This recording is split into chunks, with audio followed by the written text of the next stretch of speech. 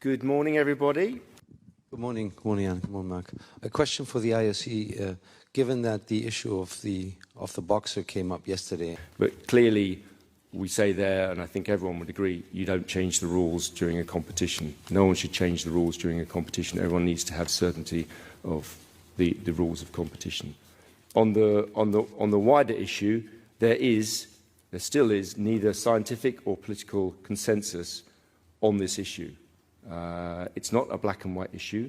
Statement, I noticed that you made no reference to the injuries suffered by an athlete in competition, and I was wondering... This is a minefield, and unfortunately, as with all minefields, we want a simple explanation. Everyone wants a black and white explanation of how we can determine this.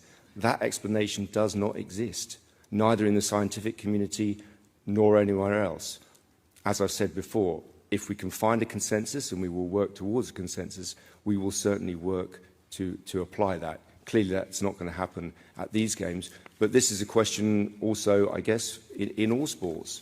And I think we are open to listen to anyone with a solution to that question.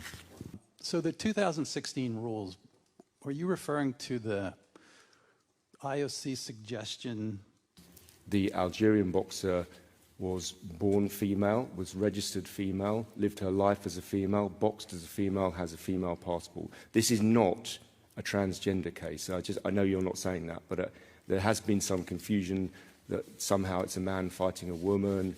This is just not the case. Scientifically, on that there is consensus. Scientifically, this is not a man fighting a woman, and I think we need to kind of get that out. Sorry.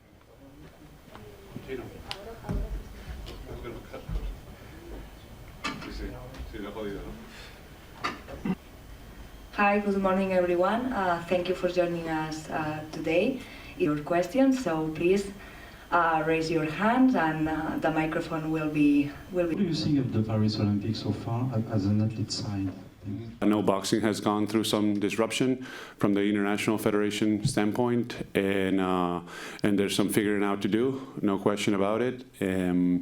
It's unfortunate, but the images that we saw and the situation that it's caused, and again, I think there's always stuff, that comes up in games, and this is something that it's a reality.